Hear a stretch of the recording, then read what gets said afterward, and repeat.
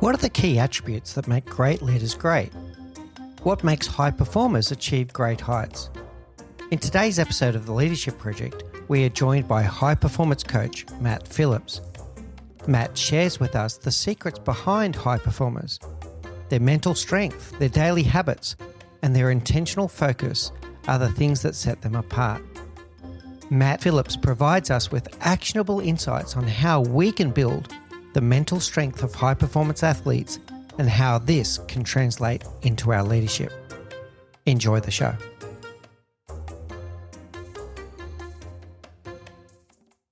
Hey everyone, and welcome back to the Leadership Project.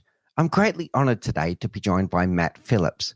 Matt is the founder of Matt Phillips Coaching, and he's an expert in high-performance leadership. And that's what we're going to unpack today. So without any further ado, Matt, I would love it if you would say hello to the audience, give us a little bit of a flavor of your background, and I'm curious to know what inspired you into this world of high-performance coaching and high-performance leadership.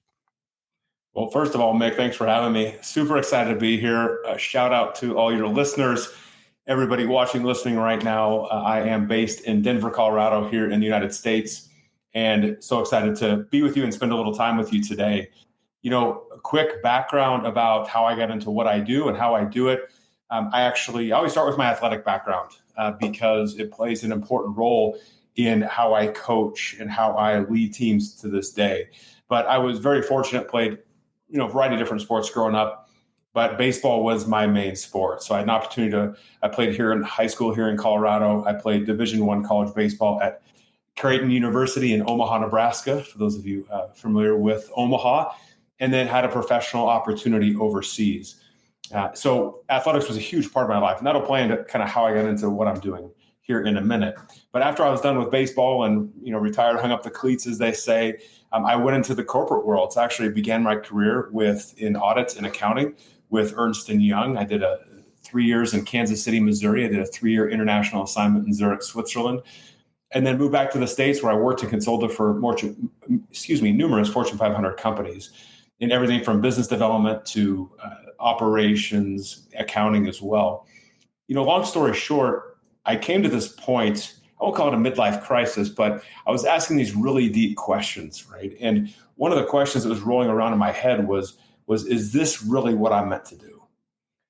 And my answer to that was always, I didn't really know, but there was something gnawing at me. There was something bigger, greater, grander that I believed I was supposed to do, an impact on the world that I was supposed to make. And, I think we all have that in our life, right? And that could be in the walls of a corporation. That's great. For me, it meant that I needed to transition out. And the one thing, I should say, two things that I've always been passionate about. The first is building teams. This goes all the way back to the baseball days of how do we form a team? How do I show up my best to help that team ultimately win the championship? Like, what do we need to do? What adjustments we need to make that occur? And the second thing that I've always been super passionate about is that high performance piece. So like more of that individual development, right? So how do I get the best out of myself? And then also how do I make that happen for others? And so as I began to look at what is that next step, that's when I got into leadership. I got into the mental toughness, which I know we'll talk about today, because I believe that the sky's the limit for all of us, right? There is that possibility out there if we first believe that it's out there, and that we have to position our mindset to make that occur. We have to remove those roadblocks to make that happen for each and every one of us. So over the past 12 years, we celebrate our 12th year anniversary in May this year. I'm fortunate to wake up every day and work with leaders from different corporations, middle management from corporations. I mean, you name it, we work with them to build leaders that are unbelievably mentally tough. That's how I got into what I'm doing now, Mick. Yeah, great, Matt. I'm curious about two things there. Let's unpack one at a time. So we often hear the words high performance and sporting analogies all the time. So in the business world, so I played a bit of sport in my background as well, but not to your level, not to this professional level. A lot of the times in corporate rooms, we'll use sports metaphors to try to make it something quite relatable to the people in the room, to bring a concept to life or whatever the case may be, because quite often we watch sport, but it's not it's not from the professional athlete side of things. Can you open the curtain a little bit for us and give us a perspective of what high performance means to a professional athlete? We all think we know, but I'd love to know from you. The way I define it, Mick, is when an athlete believes that they're performing at their highest level possible, a couple things. One is, and most important, is they know they're doing whatever is necessary to position themselves to be successful.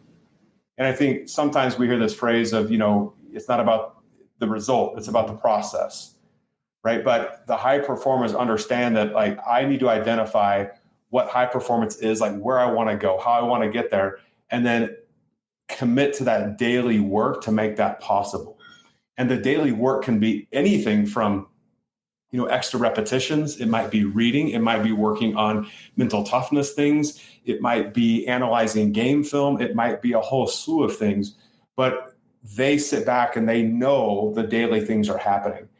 And I say the same thing in business too. When we're leaders in organizations and we're looking to have an impact on the people that report to us right now or our colleagues around us, as we progress up the ranks, we have to have this high performance mindset, which means that I'm going to look at where my strengths are, where my weaknesses are, and make sure I've built a plan to do the daily work to continue to elevate my performance.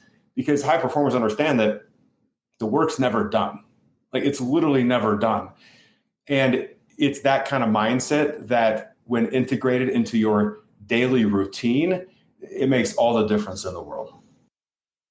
I love this, Matt. And I was curious to know where this might go, because when we're in those sessions where we're either in a boardroom and we're talking strategy or we're trying to bring some kind of leadership lesson to life or whatever the case may be, and we use these sports metaphors, the ones that we default to are the metaphors about game day. And yet when I was listening to you, everything you spoke about was the daily work and the process that led up to game day. You didn't speak about game day much about at all. And you said it was about the process, not so much about the result. Do we get these metaphors wrong? Like when we use sports metaphors in corporate world and we have this picture of a baseball player hitting a home run on game day, it was the things that the baseball player did every single day of the week leading up to game day that led to that home run. Not the swing of the bat was the pinnacle of the moment, but there was so much more that went into that.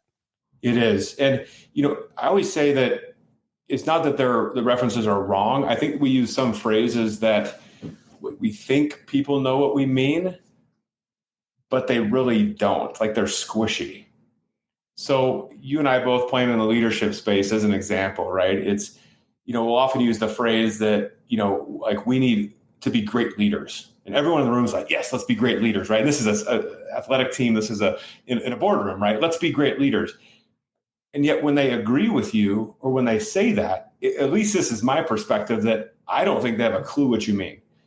Because that could mean 1,000 different things. To, like, Mick, if you and I are going back and forth, and your listeners too, I bet we come up with a massive list of, I'm going to sit here and be like, well, I'm going to show up earlier, Mick. What are you going to do? And you're going to be like, I'm going to stay later, Matt. That's what I'm going to do to show my leadership. Or this is what I'm going to do. That's what I'm going to do. I'm going to be rah-rah. I'm going to be the quiet, lead by example leader.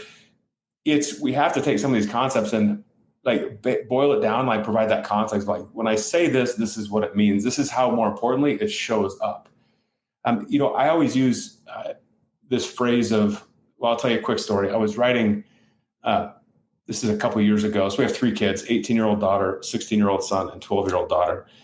And I was riding home with my son from baseball probably about 4 or 5 years ago at this point. And I was trying to explain to him this concept when you're parents, and this is true of leadership, when you're a leader. But as parents, there's a saying, and the saying is, your children are watching. Now, I don't know if that's just a United States saying or if that translates overseas, but that's a saying here. We say your children are watching. The phrase is not your children are listening, right? Because if my children actually listen to me, I mean, life would be so much easier, right? So, and maybe some of your people, if they listen to you, that'd be great. It'd be so much easier. But the phrase your children are watching, right? So that's when I talk about when we get to this, a couple of things. One is we have to define like these high level words like leadership, or it's all about the team. Like we have to get down to like, this is what it means. This is what it looks like. So that when our people are watching us lead, like they see that actually happen. And I think it's such an important thing. I'll tell you one quick story. It was funny with my son. I asked him, I said, for example, son, I said, if I tell you to do push-ups, but you never see me do a push-up, what are you going to do? He goes, I won't do a push-up. I'm like, that's a perfect example. And then here's the question I asked him, and you got to be really careful with the questions you ask, right? I asked him, what's one thing I tell you to do, but I don't do? And the kid does not miss a beat, Mick. And he goes, swearing. And I go, well, bleep. And I kind of jokingly said the S word. I won't swear on your show today, Mick. But I go, boop. And we both started laughing. And I said, son, that's exactly right. I can't, as a leader of the household in this case, as your father, my actions have to be lining up to my words. But it starts with, this is what I mean by those words in the first place, and this is what you're going to see me do. I love this, Matt. This is a great start to some things that people can really think about in their own lives. And yes, people are watching. Our team members are watching. In your case, I'm so glad that you had that moment with your son, by the way, and great openness and transparency from him to be able to identify something on the spot, by the way. But, yes. We often think of leaders, we think about the power of our words, and it's important that we're careful in selection of our words, but it's our actions that speak louder than the words. And whether it's corporate culture or role modeling of behaviors, so much more is caught than taught. So it's not about what we say, it's about what we do. And I'm going to put it down to two categories, and I'd love to hear your reflections on this, Matt. There is a term for this, by the way, called reflective learning, and it's not instantly what you think it is. It's those little sideways glances that your team are taking. Now, I'm going to use a child analogy here as well. My wife and I took our son for his first swimming lesson recently. And that moment that he enters the pool is one of those reflective learning moments where he takes these little sideways glances out of the corner of his eye. And what he's looking for, because he trusts us as his parents, it could have been any other loved one, he could have been his grandparents, whoever was with him at that moment, he's taking these little sideways glances. And he's just looking to know, am I supposed to be enjoying this? Is this supposed to be fun? Am I supposed to be scared? What am I supposed to be right now? And that happens in boardrooms around the world as well. In any leadership team meeting where the team might be debating some really hot topic that everyone's discussing, and they're taking these little sideways glances. What does the boss think of this? And they're looking for little signals. So we've got to be careful of these signals that we project. And then the second category is the role modeling, that we need to be careful that we're role modeling the behavior that we want to see in others, and that our own behavior matches the behavior that we've said that we want to see. So you telling your son, we don't swear, and then you swearing is incongruent. Sorry, Matt, but it is. What you say. 100% right. and that happens in the corporate world as well. We behave this way. Do we? Did you behave that way last week when you belittled someone in a meeting, or whatever the case may be? How does that sit with you? Both the reflective learning of people are looking for these little signals. Should I be happy right now? Should I be angry? Should I be excited?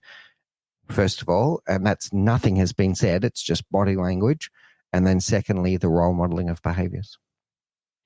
They're both spot on. And when I look at the body language, first of all, I think, again, you look at the studies, right? That's the majority of how we communicate is watching people's body language, right? So if I'm in a meeting and I'm bored, well, either I'm going to be laid really way back, or I'm going to be on the boardroom table with my hand up on my face, and I'm just not going to be paying attention at all. So we're picking up on those cues. Absolutely, right? The eye rolls, things of that nature. I always talk about Zoom as an example, or Teams or whatever platform you happen to use. Those platforms we have to be so careful on. And I can't tell you how many times I hear people talk about, my boss wants me to pay attention on the Zooms, right? Avoid distractions. I want my team to do the same thing. And yet when I get on with individuals, Nick, and I'm sure you've had this experience, I'm sure your listeners have this experience, and I'll model it here if you can't. I know this will be audio and video, right? But I'll be talking to someone and they're like this. They'll be like, so Mick, how's it going? Like, how's life? And I'm not even looking at you at the moment. Mm-hmm. But I'm paying attention, Mick. Don't worry. My screen just happens to be over here, right? I'm paying attention to you, though. And the meanwhile, I'm seeing you move around, do things like that. Well, yeah. So we expect that of our, the individual we work with, and yet our actions aren't lining up, right? So, even coming on today, I'm very specific of, making sure the setup is right, the lights are on, that I've got, what you see behind me right here. And I'm trying to position your face, Mick, as we're going through this to be like in the center of the screen. So I'm trying to look at you, and it's you and me, and it's nobody else. And I've shut down my email, I've shut down my calendar, I've shut down my text, like all these things, because I want to be in it with you. Mm. And so, not only are we watching and looking at like my boss look all over the place, so clearly they're not paying attention. But also we've got to take the action to, like, if we say we're going to pay attention, then I, as the boss, I'm going to be that modeler of, to use your word, right? And I'm going to turn off my email. I'm going to turn off my instant message. I'm going to turn this off so I can be in it with you all. I mean, we're interrupted every 12 minutes and 30 seconds. And then it takes us like 24 minutes to get back refocused on the thing we were focused on before. So it's those little things that I think as leaders, we have to decide first to be the model. Like when I get in these scenarios, it could be boardroom, it could be a meeting you're having, it could be a Zoom call or Teams call. What am I going to do to make sure that I'm showing up the best for this? And if the best means leaving your cell phone back at your office on your desk, then you leave your cell phone at the office on your desk so that you can be in it with them. Or whatever that looks like, we have to define that for us. Like, this is how I'm going to show up, so to model it, right? And then I'm going to have conversations with my team too, as uncomfortable as they may seem, to be like, hey, what does that look like for you? And how are you modeling this as leaders? And that's a great way to mentor individuals. I think sometimes easier said than done, right? I always talk a lot about the confidence to have those types of conversations. But to answer your question, I think we have to be constantly analyzing, like, where's my face? Where's my body language right now? What message am I trying to get across non-verbally and then verbally? Like, what are they not, the verbal, non-verbal cues is massive. This is really powerful, Matt, and I'm going to say in 3 different ways, and I'll play it out for you. First of all is all of our team members, what they want in the workplace is they want to feel seen, they want to feel heard, and they want to feel like they matter. So if you're on a Teams call or even a physical meeting and you're sitting there distracted on your cell phone, or you're doing emails at the same time as a Teams meeting, you're sending a signal that actually you're not the most important person in my world right now. This email is more important than you. And that's not the signal that we want to send as a leader.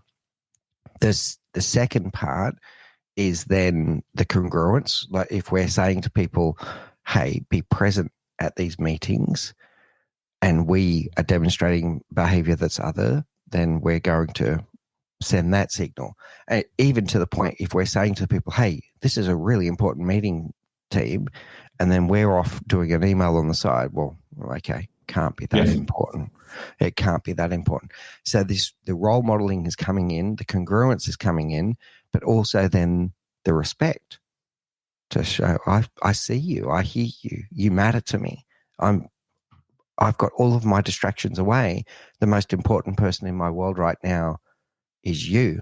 So we're both role modeling the behavior that we want to see. We're demonstrating respect that we see here and value our team members, and we're making sure that we're not incongruent with messages that we're sending about the importance of the meeting that we might be about to have. And by the way, the other whammy here is the meetings become more efficient because you're not having to tell people, hey, you're on mute, or hey, getting people distracted away from they were doing an email in the background.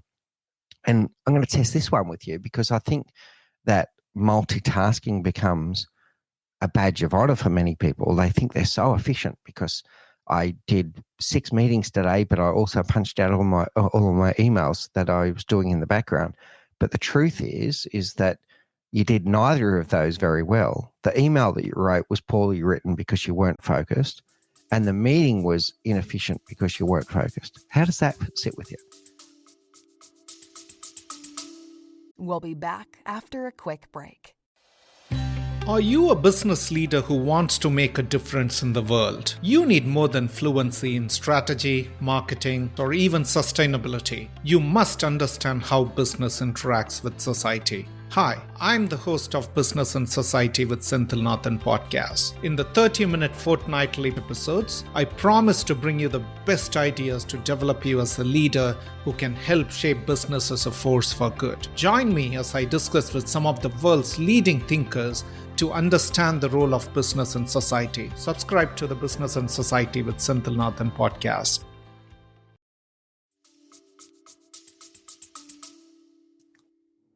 Time is our biggest enemy. It's also our biggest blessing. So how we use it becomes important, right? I'm not telling you anything. Everyone's heard that. Use your time well. Everybody's heard that. When we talk about high performance, the high performers understand that they actually have to use their time well to maintain the focus. And when I look at a perfect example, I was talking with one of my one-on-one coaching clients, EVP at a company I work with, and they've got a couple of really big projects. And so she felt that it was going slower than it should because they'd get in these 1-hour update meetings every week, go away with the to-dos. She felt like people were distracted on those. And then all of a sudden it just dragged and dragged and dragged and dragged. And again, I've experienced that a lot when I was in the corporate world. And still to this day, we have to be very, very careful of that. Well, my question to her was, hey, a couple of things. One, because I love asking this question of people, like when you're working on specific projects, things like that. I love, if you can, to get people in a room for an extended period of time, if it's appropriate, right? So if you can accelerate your progress by spending more focused time together, you change the game, right? So with these little updates, 30 minutes here, 60 minutes here, it takes longer and longer and longer. It's like we're kicking the can down the road, as we say. Instead of how do I really take a step back, create time as a leader to think and really think strategically about, okay, with this project, what do we need to do to move this thing forward quickly or most effectively, where we can get our entire team as focused as humanly possible during this meeting just to knock things out. And what I find is that often when you do that and you set very clear expectations, like we're getting in the room for 4 hours. And for these next 4 hours, virtually or in person, we're going to do this, this, and this. And that's our entire focus. There's no emails, I am, again, setting the kind of parameters, if you will. But it's amazing how much you accelerate your progress just because of that focus, right? Again, the brain, you have to manage your brain, and the brain wants to look different places in case, I guess, a tiger jumps out. But the brain is at its best. Your energy is at its best when it's hyper-focused. So it's those types of things, the way it comes across as far as, again, it goes back to like asking leaders, and I'd ask all your listeners right now, like how much time do you have carved out per week just to think about leadership, to think about kind of where your department's going or where your company's going, just to think about some of your internal and external clients that you're dealing with, but just to think and let the brain go where it needs to go. because we're in such a rush constantly. We're busy, busy, busy. My sister-in-law, I remember asking her years ago, I called her one day. I'm like, how are you? And she goes, I'm so busy. And I paused for a minute and I replied and I said, I know you're busy. I want to know how you're doing. And we have to create that space for ourselves as leaders, right? Finishing a task could be part of the job, but it's taking a step back for a minute, being like, but should I really be doing that? Or should someone else be doing that? Like, is this the most effective way to do that? We have to create that space to have that really just let the brain be curious and let it just tell us where we need to go and what we need to change. Yeah, I really like this, Matt. There's 3 highlights I'm taking from this as well. Really interesting. And to me, it does come down to intentional focus would be the theme of this. And are we spending enough time thinking and planning before we do is the first thing. So we had a guest previous on the show, Patrick Tian, that taught us this thing called a rhythm system. And if we spend more time intentionally thinking and planning, then the doing part is going to be infinitely more successful than if we just stay in firefighting mode and just doing, and we're all over the place, but we're not really heading towards our ultimate goal, whatever the case might be. So if we spend more time intentionally thinking and planning, the doing becomes so much better. The second theme is the collaboration. Are we spending enough time together for the thinking and the planning? Because we are smarter together. There's so much more that we can do together than any individual, regardless of whether they are the superstar on the team. They're only one human being. And when we get together and co-create, we can create something much bigger than any of the individuals could do. And then the third little thread that I'm picking up, Matt, and I'm going to throw a baseball metaphor at you. Hopefully it goes okay.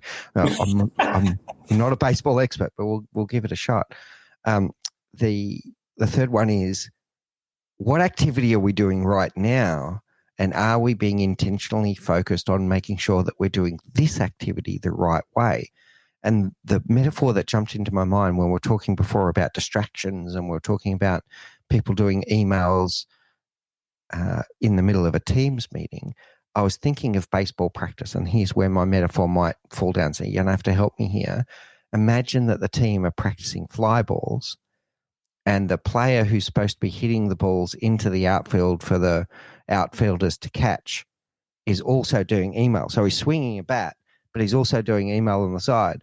And the players that are in the outfield supposed to be practicing catching their fly balls and then, I don't know, throwing it to the second base player is also doing emails. Oh, hang on, there's a ball coming. Oh, yeah, I got it. And then they're going to throw it to the second base player who's also doing emails.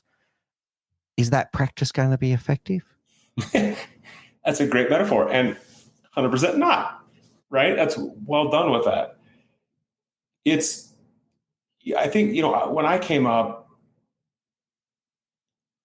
it was almost like activity was rewarded, right?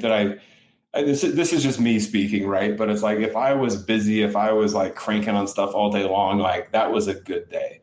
And then I have other days where it's like, maybe I didn't have that much of a workload, or I had a shift in clients or something like that. And I had some downtime, and I would think to myself, like, I should be doing something. I should be doing something right now. And as you progress up the ranks in business, you find that time doesn't have to be replaced with other like tasks and to-dos. Instead, it needs to be replaced with a strategic thought, with like making sure the intentionality is there. Like everything you talked about, right, on these projects, are we taking a step back to figure out, is this most efficient? Just to let the brain, again, be curious and be creative in what we're here to do. And I think that's often a misconception of or a struggle that I see leaders have, is that there's free time and they don't know what to do with it. And I didn't know what to do with it, right? And I remember even starting this business 12 years ago, I sometimes, even to this day, I'm like, well, I feel like I should be doing something. It's 3 p.m. And, I got a kid's practice coming up at 4 or 5, or a game or something. So I know I've got this window of 2.5 hours before that game or practice. I should be doing something. instead of some days I've learned to train myself to take a step back. And some days it's creative thought. It's where am I at in the business? I can't check a box. I can't. I guess I could write strategic thought on a piece of paper and then I scratch it off to make myself feel better. And sometimes I do that, but it's understanding like there's a purpose for each kind of moment and each period of time. And we just have to assess that and understand that, maybe sometimes it's okay as a leader to get up from your desk and go around and start talking to people. But I'm not getting stuff done. Well, you're motivating the team. You're connecting with the team. You're building relationships with the team. Maybe virtually. Some people say like, well, I work at home. And that's harder to do. Well, I bet you could set up little 15-minute chats with your people and have a chat with them, which is just like walking over to them and just saying, hey, I want to catch up. How's life? What's new? We're not going through your to-do list. I just want to chat you up a little bit, right? And so it's using that time wisely, right? And then when you're done, you're done. It's like, okay, well, I guess we're over. I used to, there were days early in my career, I don't think this is, again, you want to show your value, do all those things, but there were days when I get done at 4:45, right? What would I do, Mick? I would sit there pretending to work until about 5:08 because I didn't want to leave too early. And then I'd get up at 5:08, chat with someone on the way out just to get to 5:15, and then I'd move on my way. But it's just understanding, I'm not saying cut out of work early. That's not the point. But it's just we constantly have to be assessing those sorts of things. I always tell the story, Mick, too. One of the things we built a number of years ago now is what we call our high performance leadership program. So it's an online program with group coaching that's built for mid-level managers and companies, right? And I got some advice from one of my coaches to create space to think. And this is before the formulation of this thing. So I work from home a lot, but I also have a co-working space that I go to. And I went up and I talked to my wife and said, I've got so much in my brain right now. And I'm trying to figure out like, what's the next evolution for this business, right? So leaders out there, if you work for a big corporation, this could be a project for you. It could be the team structure. It could be like whatever you want to fill in, right? But for me, it was like, what's the evolution of this business? And I told my wife, I said, do you mind if I go up and just spend as much time as I need to in front of my happy place? And my happy place, Mick, is in front of a whiteboard with an eraser in one hand and a marker in the other. And I went up there that day. I ended up being up there for about 4 hours. And all I did was allow my brain to ask questions. And there wasn't a right, there wasn't a wrong, but it was just this analysis. And I think to myself, like, okay, so, we've got all these people who, some are at work, some are like physically, some are at home. There's the hybrid people. Like, how could we reach all these people? I'm like, well, we could do this. And I'd write it up there. Or we could do this. And I'd write it over here. And out of that 4-hour session, me allowing my brain just to go where it needs to go, that's where the whole high performance leadership program came from. Literally, I walked out of that room with a brand new product, like clear as day of like, this is exactly what I need to do. And I'm so thankful that I got that advice, because doing that, going up there just to be by myself, and people, thank goodness no one came by. They would have thought I was crazy because I was talking to myself out loud. It's like me, myself, and I in the room. But now I've been able to grow that at a bunch of different companies. But that's where the importance of space to think as leaders, it's vastly underestimated, the importance of that.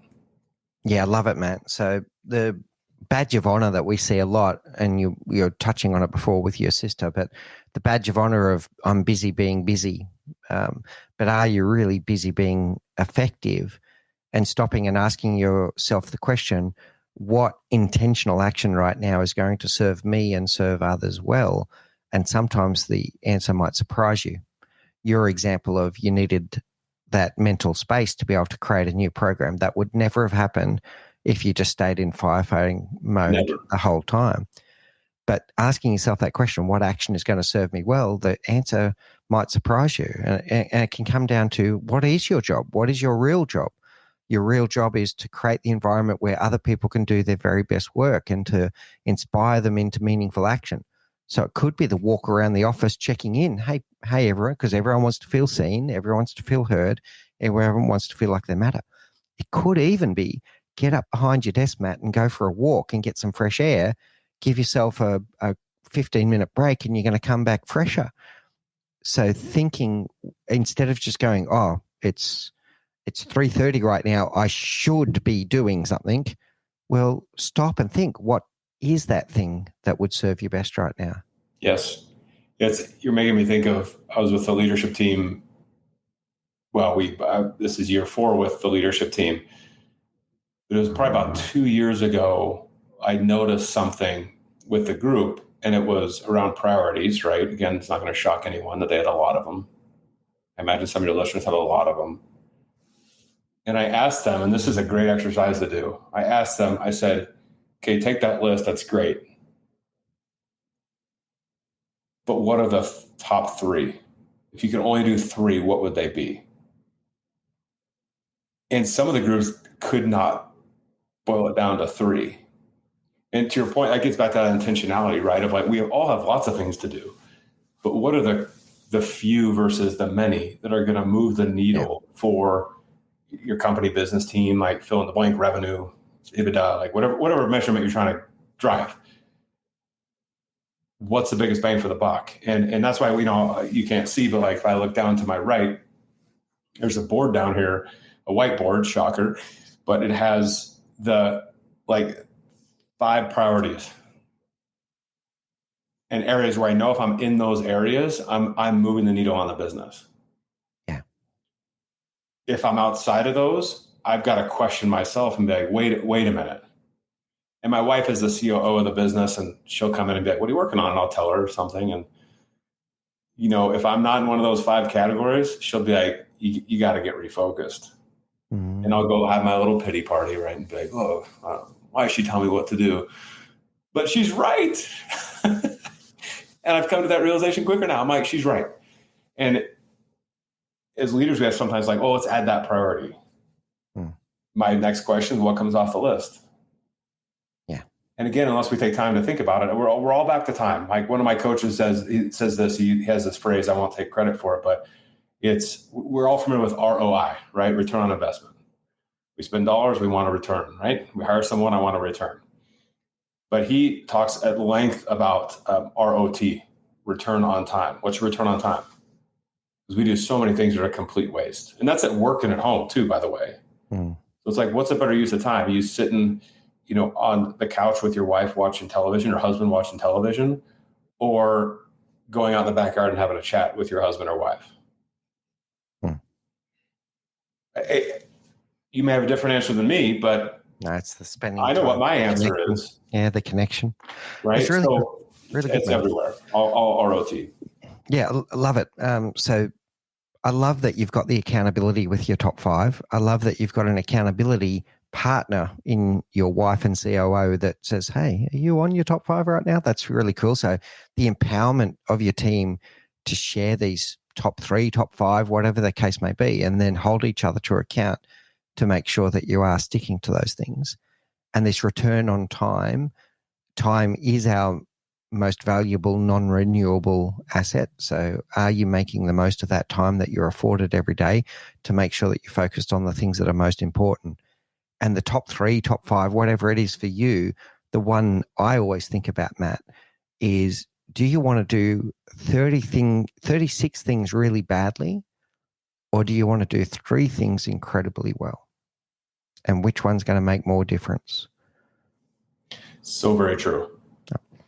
I want to come back to something that we touched on early days, Matt, which is in these sports metaphors where we talk about game day, and I'm hearing from you in high performance athletes that is actually all of the little actions that happen leading up to game day.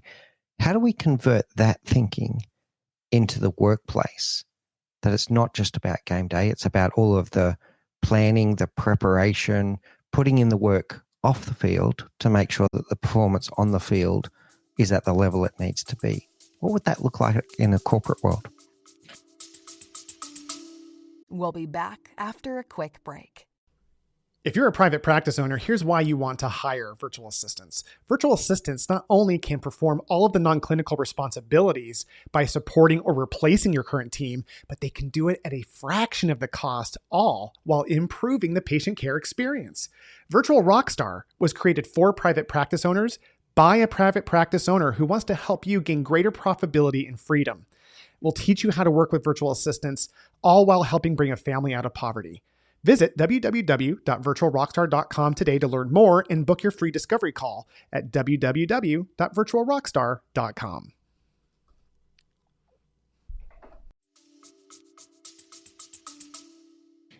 I always start with from a higher level of, what's my vision for this team, right? And what's my philosophy around leading that team that's going to allow us to get to that place. And I always start there because it's just creating that picture of like, this is where we're going. And people, when we talk about leadership, when we talk about, people joining companies, things like that, bottom line, people want to be part of something bigger than themselves. They want to know where it's going. They want to know it's going to be a fun ride, not necessarily perfect ride. It won't be perfect, but they want to enjoy themselves along the way, right? And get those opportunities. And so as leaders, we have to start there of like, okay, this is where we're going. And then this is how I'm going to show up to lead, and how I believe if we show up this way as a team, we're going to be ultra successful. And it's not just saying that like, it's all about the team, right? And let's go get it every day. And, let's go win this one. And it's taking that and saying that we want to win. We want to do those things. It's okay to use those phrases, but I always talk about like, then we've got to take this level down, which is either painting a picture of what that looks like in motion, like kind of the daily stuff, or creating a movie, right? So it's like scene 1, act 1, or I always reverse those. Maybe it's act 1, scene 1. I don't know, but obviously I'm not in the movie business, but it's like saying, okay, when we talk about this thing as a team, this is what it's going to look like in motion. So I'll use an example I said before. It's like, hey, like we want to be hyper focused when we're in meetings, right? So because we're going to be most efficient, effective, have the best chance to win, right? All those sorts of things. Great.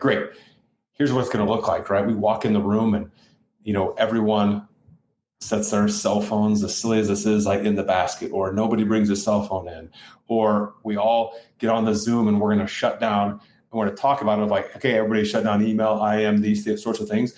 Like, and now people are like, oh, I know what that means, right? Instead of just saying, hey, stay focused, we say, well, stay focused, and we have a great chance now because we've shut down these 3 things. And so it's painting that picture. This is what it looks like. And then we've got to actually do that. So when we talk about the daily things, we have to show up and shut down those things. We have to show up and make sure that our camera is pointed straight at the Zoom and not off to the side, and be that example for people. So that's when I talk about those daily kind of behaviors that we're trying to get across. It starts with, this is where we're going. This is what we need to do to show up the right way. And this is what it's going to look like. And just like kids watching us, like if I tell my son to do a push-up and he sees me popping push-ups out there, or I came home and I'm like, I did my 100 push-ups today. Did you do any? Then he can make his decision what he wants to do, right? A little different with kids and stuff, right? But, very similar to business. That's right. It's right, Matt. And what I'm taking away from this here is coming back to actions speak louder than words. But now I'm hearing little actions add up to the impact that we're trying to have. So telling people to be focused on the Zoom meeting is just a statement. Yes. Having the action of putting my phone away in a basket, whatever the case may be, and being present in the meeting, and the little things, they all add up to the congruence that we're looking for. Yes. The things that we're committing to. Yes. Yeah. Okay. Really powerful. Yeah. And I'm such a believer in the compounding effect, right? Personally and professionally. So, and I'm sure people know the concept. They've read the books, things like that. It's the individuals who understand the importance of it. Like, this is why I'm doing this. And because that drives the behavior, right? If I know why I'm doing this, then I will show up and do those things. And that could be working out 3 times a week. It could be doing 10 push-ups a day. It could be reading 10 pages a day. Like, whatever it is, it's like dedicating yourself to, like, there is no secret to high performance. Like, There is no secret. Like, we know what it is. We know that if we decide to show up, like understand our strengths and weaknesses and try to figure out how do we optimize our performance, and we figure out what are those things.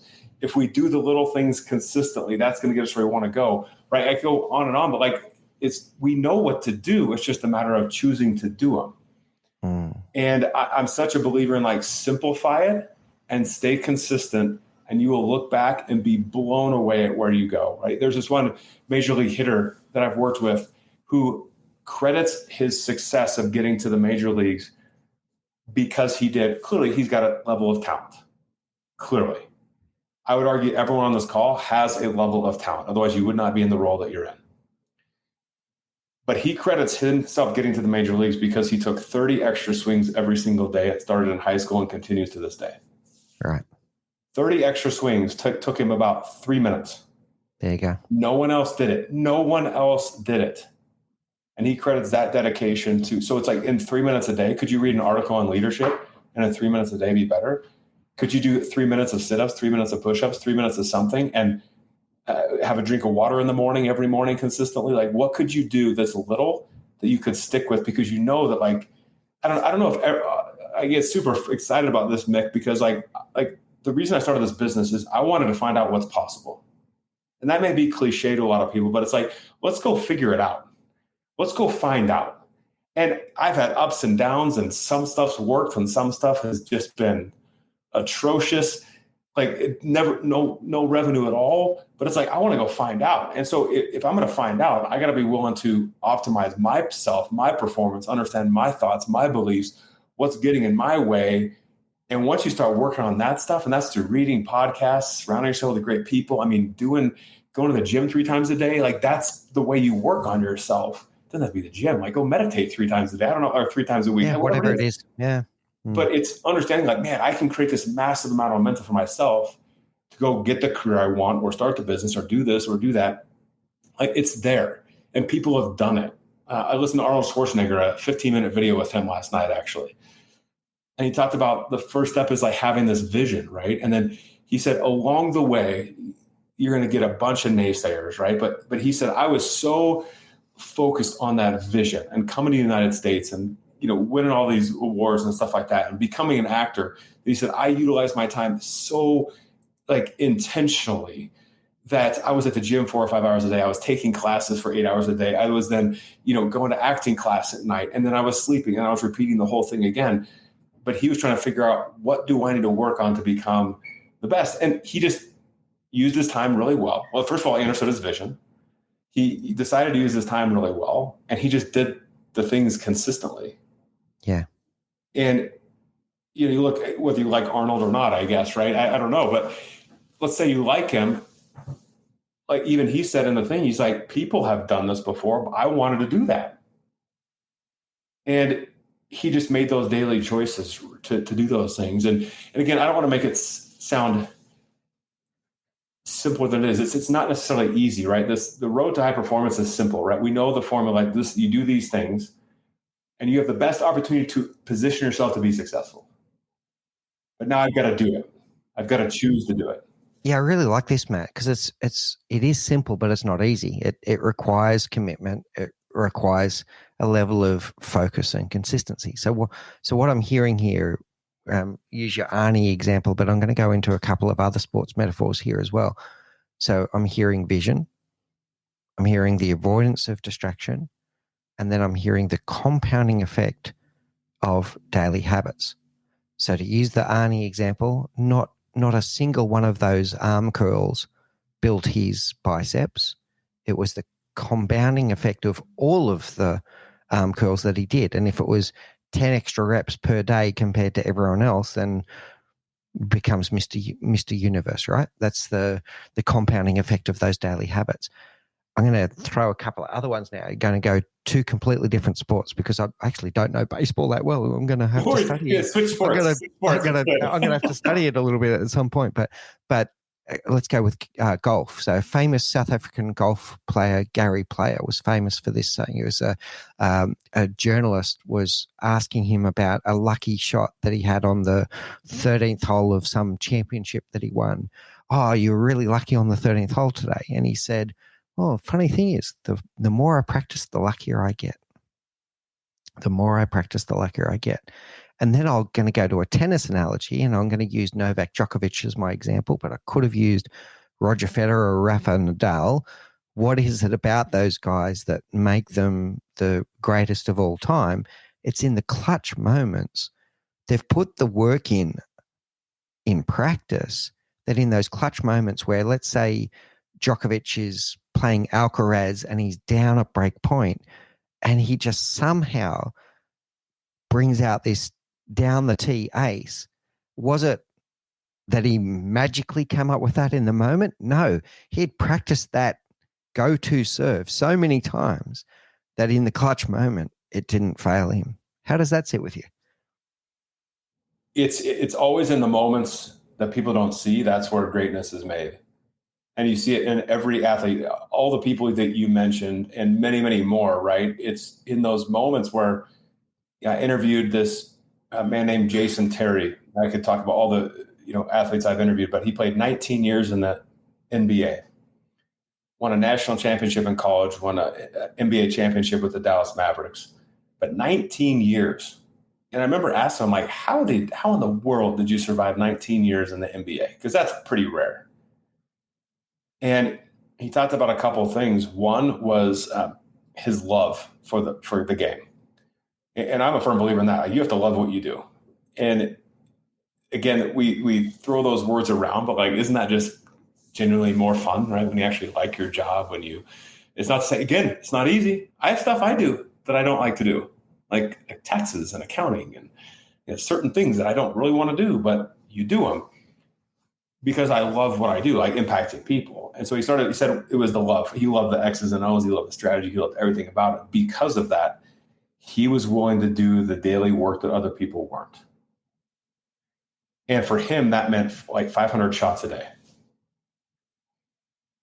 And he knew that he needed to do those so that when he showed up for the game, that his team knew he was prepared to help them have the best chance to win. And that's what I think this whole thing is about, of like, we just have to make that choice, right? And I asked him too, I said, there's got to be days you didn't really want to do it. Like, yeah, I have those days. I really don't feel like doing that. And he said, but then I'd always go back. He said, yes, I did. But he said, I'd always go back to, if I do this, I'm positioning my team to be most successful. And so he would get up and he'd go wherever he was, on the road, home, and he'd go do it. And I think that's the power in a lot of this stuff, right? That's where the greats kind of come through, because they've run these scenarios through it. The other key point, and Mick, that within this, and this gets brushed over a lot, but obviously when people ask what I do, I very simply say I'm a leadership coach, right? That's the kind of simplest way: executive coach, leadership coach, something like that. But then I quickly pivot and I say, where we're different is we focus on the one true differentiator that I've seen in athletics, in business, as an entrepreneur, like everywhere. And that's what we call mental toughness. It's the mindset piece, right? And this is what these athletes and great business leaders and all these, that's what they work on too. So it's, how do I make sure I'm showing up confident, right? So I use the word, like when we very first started, like the phrase, I should say, of an uncomfortable conversation, right? And well, is it really uncomfortable? Do we have the confidence to go have that conversation? Like, how do we challenge that so we show up a confident leader? That doesn't mean we have the right answer. It doesn't mean we know what the next step is. I can still show up confident in that we will figure this out, and we can figure this out, like together as a team or individually, right? But how do we maintain that focus as well, right? So like the greats practice, they practice losing focus, but they're going to be distracted. So it's training themselves to come back to the moment, right? I always talk about the emotional control necessary. I don't know if anyone listening or watching has ever lost their emotions on someone, maybe at home, maybe at work, or where you get that email and you're just so fired up and things like that. But it's, how do you train yourself to have the ideal reaction, not just a reaction, right? And then the intentionality and how we, like, what we're working on every day. And so I always go back to, like, we've got to build leaders who are mentally tough, which means confident, focused, emotionally in control. They have the energy they need to perform, and they stay committed to that intentional, consistent action. Call out the definition of high performance, call it the definition of mental toughness, call it my definition of leadership, right? This is what we're trying to drive. That's where the greats too, they understand I need to maximize the mental game. It's not just always physical. It's the mental and emotional game that I can master. And when you do that, holy moly. I mean, let's say Novak misses that shot down the line. It goes barely out. He might not be happy about it, but you better believe when he gets up for that next serve, he is prepared to hit that best shot right there. Yeah, there's something very special about that. And I've seen this in Roger Federer, Rafael Nadal, and Novak, is that the mental toughness that you're talking about, the ability to control their emotions. Not every tennis player can do that. We've seen that. We've seen them completely lose it, and then over 1 point, they'll lose it over 1 point, and then before you know it, they've lost the entire set because they've let their emotions get away from them. There's an interesting stat that Roger Federer shared with the world recently, Matt, which was that he has won 80% of the matches that he's played in his career, 80%, which is just incredible. But how many of the points did he win? 54%. He won 54% of his points, and he won 80% of his matches. And the difference was when he lost a point, he was able to process it, learn from it, and then let it go, because he can't play that point again. That point's already played. What he can do is focus on this point, this very next point. So it's that ability to let go of that and then immediately control my emotions and go, right, what do I need to do now? No good regretting the last shot I made. Or it might even be, by the way, Matt, it might be a terrible line call from an umpire. Umpires are human. You've got an incredibly bad line call and you're infuriated at the injustice of the world. How could this possibly happen to me? Isn't going to change it. So what are you going to do? Are you going to go into a spiral and lose the entire match over a silly line call? Or are you going to go, well, okay, that's 1 point. Roger Federer can lose 46% of his points and still win 80% of his matches. It's 1 point. Let it go. Focus on this point. How does that sit with you? Here's the misconception. People think that Roger Federer was born that way. And I would argue he trained that way. Yeah, good. Tell me more. He prepared himself. We talk about like there's natural born leaders. Like it's this concept, Mick, of like, is it nature or nurture? So nature is you're born with it. Nurture is you develop it. And it's like great athletes with like Roger Federer's emotional control. Was he born with it or did he develop it? That's $1 million question, isn't it?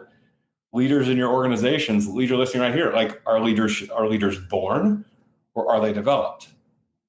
And my at least belief on this is that there's an absolute nature part of it. Like you have to be born and you can swing a tennis racket, right? You have to be born and have this kind of tendency to go like want to lead people, at least the desire to lead people, right? Or at least you enjoy being around people, put it that way.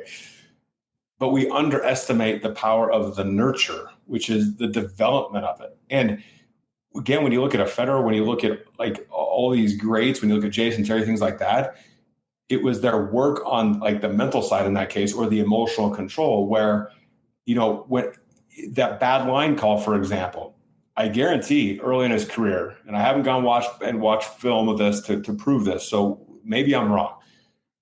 But I imagine at some point Roger was like really upset and it like tainted the way he played, maybe even for a point or two, right? Maybe he was like that developed.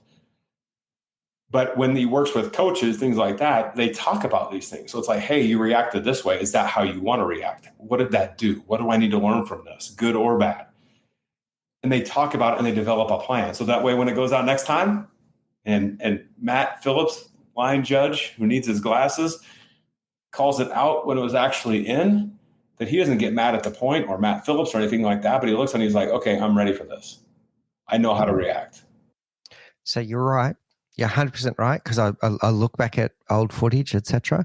He was always naturally talented. That was like, as in the gifted element was there. But then what happened over time, just like his backhand got better and better as his career went on, because the more work that he did, his mental toughness got better because of the work that he did. So he built his resilience just like his muscles. So we go back to our Arnold Schwarzenegger example, the reps of the arm curls in the gym. Same thing with mental toughness. It's the repetitions and the resilience that builds up over time, because in a career that spans that period of time, including the NBA player that you're talking about, it's all these micro moments that are building up my resilience, and I get to choose how I respond to each of those moments. Well, even Jason Terry, because I think in business too, like this is life, but we feel those pressure moments, right? You walk in Wimbledon, and about Billie Jean King, there's that quote from her saying pressure is a privilege. Yeah. Right. So it's kind of how you look at it, right? But I asked Jason Terry, I said, how'd you deal with the pressure when you're playing in an NBA, going for the championships? I mean, how'd you deal with that pressure? And I'll never forget, he goes, Matt, he goes, let me tell you what pressure is. I was one of 10 children raised by a single mother. And every night, we didn't know if there'd be food on the table. And yet somehow every night, maybe not at the time we wanted it, but my mother would walk through that door with food for all of us. He says, you want to talk about pressure? That's what it is, not me shooting a basketball. So I wasn't raised by a single mother with 9 other siblings. I don't have that experience. But I can certainly leverage that, right? It's not put on your rose-colored glasses, but I can look at it and say, okay, how do I relate this to business? Well, first of all, other people have it way worse than me. Or maybe I'm feeling the pressure of I've got to get this project done. Or maybe I have this pressure of this presentation in the boardroom in front of all these people. What if we chose to look at it differently? What if we trained ourselves to get refocused on what really matters walking into that room? So a lot of times that pressure that we feel and that athletes feel, it's focused on us. It's focused on me, right? So what are they going to think of me? What are they going to think of my presentation? What are they going to think of my plan to do this thing? Instead of shifting that perspective a little bit to how do we move this project forward the right way? How do I present this in a way that's going to help most people, in the way these people need to hear it so we can make a decision, or whatever the presentation is about? But it's a contextual focus on others, not self. And so, again, we've heard this, all those sorts of things. I go back to, like, when we talk about from a mental perspective, these are things that can be trained, because we're going to default back. When I talk about mental toughness too, I always tell people, like, I think mental toughness gets this. It's one of those phrases, right, that we talked about at the beginning. It's like one of these squishy phrases that I'm like, yeah, I talk about mental toughness. People are like, I want to be mentally tough. Well, here's the thing. So I've already talked about the elements of it, the confident, focus, emotional control, things like that, right? Here's the way I talk about resiliency or a strong mindset or mental toughness, whatever you want to talk about, whatever phrase you want to use. It starts with, we are all getting off track. You will get off track. I will get off track. All your listeners are going to get off track at some point. An email is going to be sent. Somebody's going to say something. Some situation's going to happen that you're going to get thrown off track. As we train our mindset, that time gap shrinks from getting off track to getting back on. That's as simple as it is, right? So the thing that derailed you for 5 weeks, we go to work, and that becomes 5 days the next time it happens. And then it becomes 5 hours, and then 5 minutes, and then 5 seconds. That's the goal. So, but we have to train that. We have to do the daily things like over and over again to make that happen. So that's why when we look at these greats, whatever that great person you have in your mind, maybe it's your mom, maybe it's your dad, maybe it's a leader you've had at work, maybe it's an athlete that you watch, right? Maybe now you're in tennis land with Mick and I right now. I don't know, but whoever that is, that person has learned and trained themselves to get back on that track quicker every single time. Yeah, I love it. It's beautiful. It's this ability to reset, learn, let go, and move forward. And if we can shorten the cycle, then we're getting somewhere, and we put in the work to continue to shorten the cycle. Love that a lot. I also want to play back a little bit about what you were saying about Jason Terry before, around, are we catastrophizing what pressure is? What is real pressure, and are we catastrophizing the current moment that we're in? And to take a bit of perspective taking is really interesting. And there's an element in his story of reframing as well, right? So you spoke about his love and his passion and his purpose around basketball. And you've mentioned before about taking 500 free throw shots in practice so that on game day, it's just a habitual thing. He knows how to put it into the net. You can look at that in one of two ways. You can either say, I have to take 500 shots today, or I get to take 500 shots today. And because he loves his sport, just like a Djokovic or a Federer, they love their sport. And isn't he lucky? He gets to take 500 basketball shots today. Yes. Wow. That's amazing. Not I have to, I get to. Yeah. So true. I think about it from a leadership perspective too, right? I want to be a great leader. I want to progress in my company. I want to progress my organization. I get to spend 10 minutes a day reading about leadership. I get to spend an hour a week just thinking about my team and how do I become a better leader and do all these things. I get to do that to make my dream happen. That's such a powerful place to play from. All right. I love it, Matt. There's been so many really key takeaways here today. The intentional focus, the mental toughness, the resilience, the reframing of what we get to do every day. There's many takeaways for our audience today. I really appreciate your time and your wisdom and your insights. I'd like to now take us to our rapid round. So these are the same 4 questions that we ask all of our guests. What's the one thing you know now, Matt Phillips, that you wish you knew when you were 20? To be honest, I wish I knew how to ask for help quicker. Yeah, okay. Oftentimes we try to figure things out on my own instead of going to the person who could accelerate my growth, and being humble enough and confident enough to do that, even when I was scared to do it.